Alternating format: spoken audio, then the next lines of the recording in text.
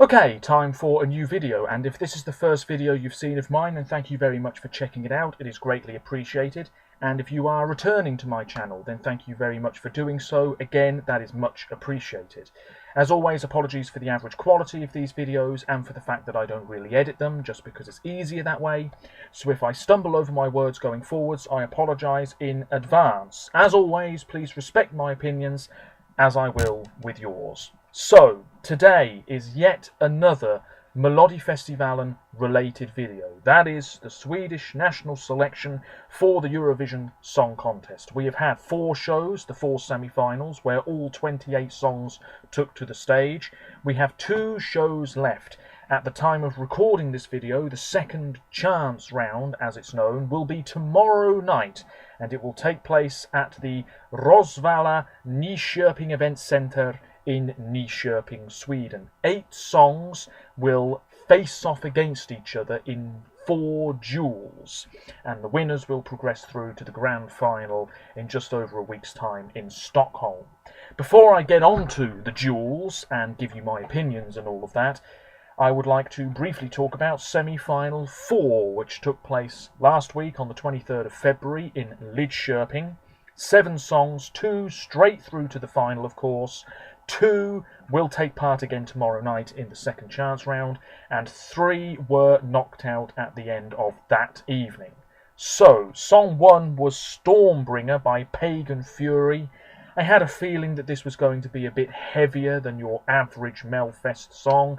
I mean, Pagan Fury, Stormbringer, it already suggests, at least to me, that it's going to be a heavier type of song. I thought the performance was okay. There were these light-up poles on stage. That's the only way I can describe it. It was quite grand and theatrical, I guess. No bad thing. The performance as a whole was pretty good. Vocally, not bad. Female lead singer.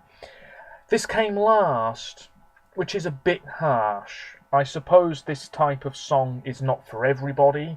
Rock music is not something you often hear in any national final, to be honest with you, which is a shame.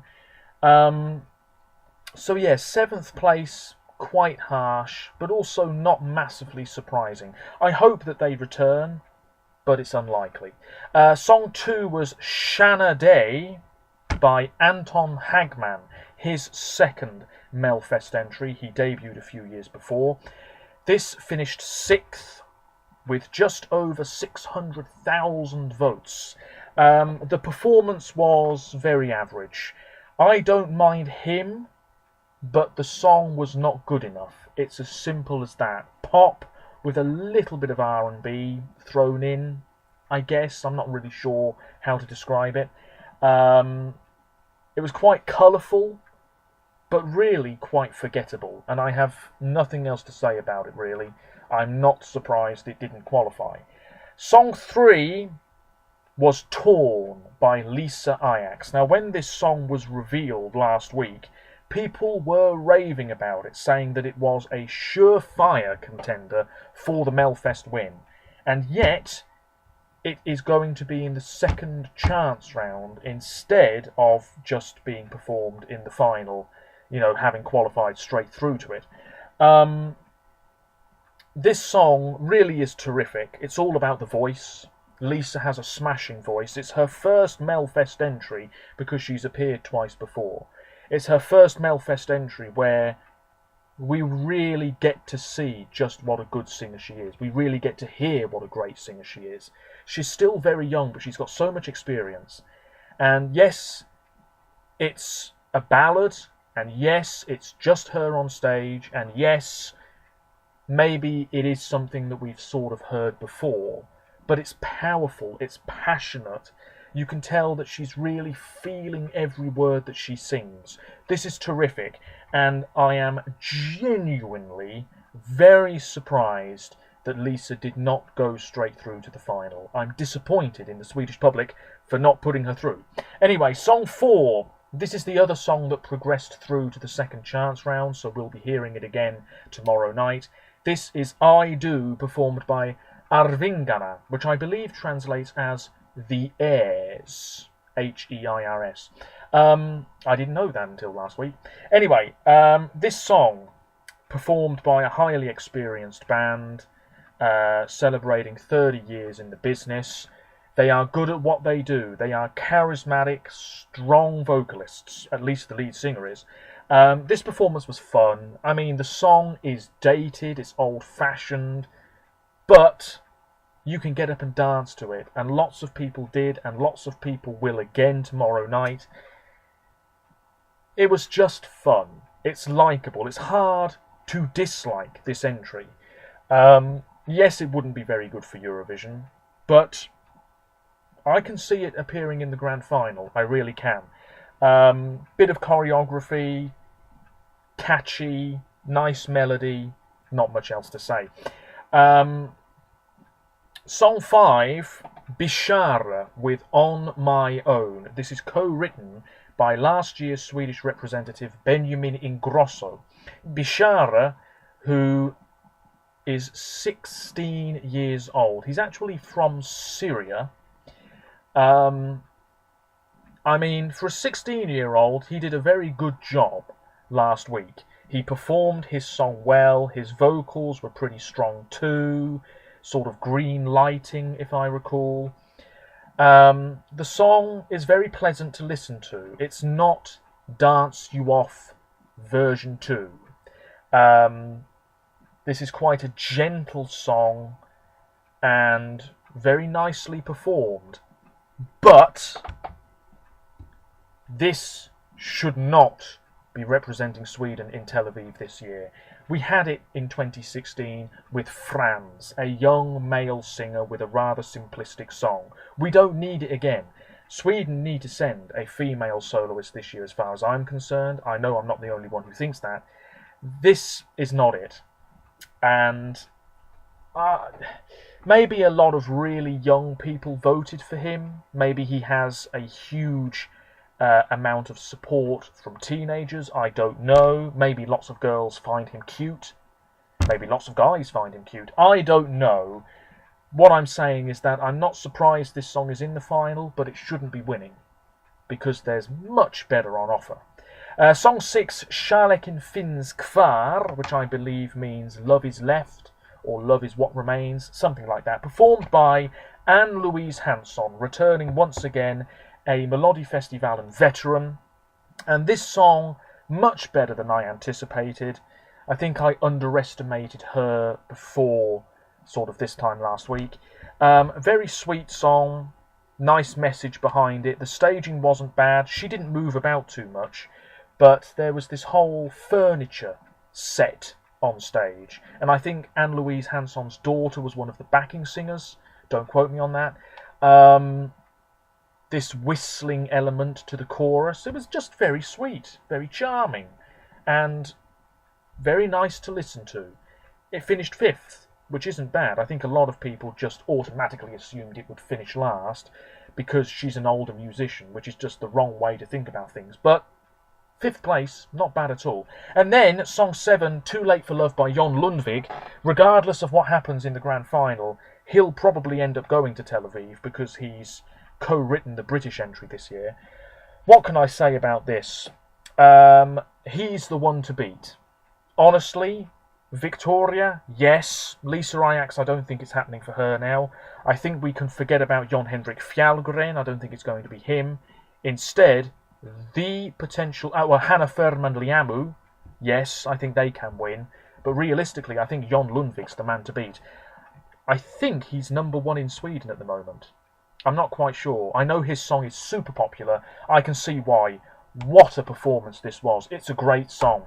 It's pop with just a hint of gospel.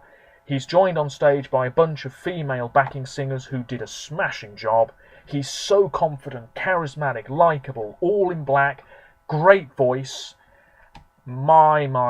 What a performance. Really good, and such a catchy chorus. I've been listening to that chorus so much over the past couple of days. I'd be happy if he won. But Sweden need to send a female this year, in my opinion. So moving on to the second chance round at last, let me know what you think in the comments. And I should also say that I sometimes do polls on my Twitter page, so feel free to vote in them if you so wish. There are some running at the moment. Duel 1, Andreas Jonsson with Army of Us. He was in semi-final 2 and probably finished 3rd, up against Anna Bergendahl from semi-final 1 with her song Ashes to Ashes, which I think probably finished 4th. Andreas Jonsson, been in Melfest a load of times, nearly represented Sweden over 10 years ago. He's a great performer. This song's not bad. I think it's lacking that little extra something. Plus, I think his vocals could have been a bit stronger. He wasn't quite hitting those high notes in his semi-final, I don't think. Anna, on the other hand, represented Sweden in 2010 with my favourite Eurovision song to date. This is country pop. There's a sort of mini forest scene on stage and on the backdrop, which is very beautiful. The song is really great. I've listened to it a few times over the past couple of days. It's actually a really good song. Very professional, I think. Very nicely done. And she's got a great voice. Such a nice, pleasant voice to listen to. And I think she performs it quite well. Yes, there's not a whole lot of movement, but I don't think it matters too much. For me, Anna is going to win Duel 1. And if we're talking about percentages, I think that maybe by a margin of 70 to 30. Something in that region. Anyway, Duel 2, the one that I'm least interested in, it has to be said. Vlad Reiser with Nakna I Reinet. He was in semi-final 2 and probably finished 4th, against the song that probably finished 3rd in semi-final 1, Chasing Rivers by Nano. Nano returning. He finished 2nd a couple of years ago. He was the public's favourite a couple of years ago, but Robin Bengtsson went to Eurovision instead, I believe. Yes, I believe he was the public's favourite, Nano, that year. Anyway, doesn't really matter. This year, his song is not bad. It's quite powerful, quite rousing. Couple of kids on stage. This sort of choir-like element to it. I don't mind it, but it's nothing truly incredible. Vlad Reiser's Nakna I Reinet, which translates as Naked in the Rain. Pop meets R&B. Very radio-friendly. It would do well in the British charts, no doubt about it. He's actually from Belarus, I think. Pretty confident performer. But really, a very, very average song. I'm really quite surprised that it made the second chance round. Ahead of Margaret. Dear, dear me. Anyway, for me, Duel 2 will be won by Nano with Chasing Rivers, probably by a margin of 70 to 30 again. Duel 3, Martin Stenmark represented his country in 2005 with Las Vegas. He's appeared in Melfest a bunch of times since. He's a good singer. This song, not bad. Lord Huitenbrinner, Let the Shite Burn. He's up against Lisa Ajax, who probably came 3rd in semi-final 4 with Torn, which I've already spoken about. Martin's song is fine, but it doesn't really go anywhere, and again, lacking that little extra something. Lisa, on the other hand, yes, it's really stripped back, but her voice is too good not to be in the final, quite frankly. So for me, Lisa has won Duel 3, and I think she'll win it quite comfortably, possibly by a margin of 75 to 25, something like that. And then we have Duel 4, which I think will be the closest one. Rebecca Karlsson probably came 3rd in semi-final 3 against the act that probably finished 4th in semi-final 4, Arvingana with I Do, which I've already spoken about. Rebecca, young female musician, okay performance. I thought the staging was a little weird though. There's a sort of ballerina on stage, a couple of other people, can't quite remember. I wasn't terribly sure it worked. I think the staging could be somewhat better somehow. I really don't know how it could be, but anyway, the song, pretty good. It does sound similar to a lot of other songs, to be fair, that I've heard before, especially Let It Go from Frozen. People have compared it to that song online a few times. I've certainly seen that. It's a good song. It really is. But perhaps not that original, not that fresh sounding, if you see what I mean. Whereas Arvingana, that song's fun, and people will vote for it because it's catchy and fun and likeable, and they're a known band. This is going to be a really close one, I think. I think Arvingana will just do it. At this moment in time, I'm going to go for them. But I think it might be 55-45. I think it's going to be a very close result. So for me, I'm saying it now, 24 hours, well, just over 24 hours before the show, I'm saying that it's going to be Anna, Nano, Lisa, and Arvingana who progress through to the final, and they'll be joined, potentially, those four acts, will be joined by Victoria, Mohombi, Malu Pritz, Hanna Ferman Liamu, Jon Henrik Fjallgren, Lena Hedlund, Jon Lundvik, the man to beat, and Bishara, who should not be representing Sweden this year. So, let me know what you think. Apologies for rambling. My goodness me, I am bad at that. Do you agree with me? Do you disagree with me? Feel free to look on my Twitter page and vote in those polls. Who's going to win Melfest this year? For me, I think it will be Jon Lundvik. I really do. And I would be okay with that. I'd love to see Victoria do it. I really would. She's such a great musician. So beautiful. Hanna Ferman Liamu. Yes, I wouldn't mind seeing them in Tel Aviv. But I think the song perhaps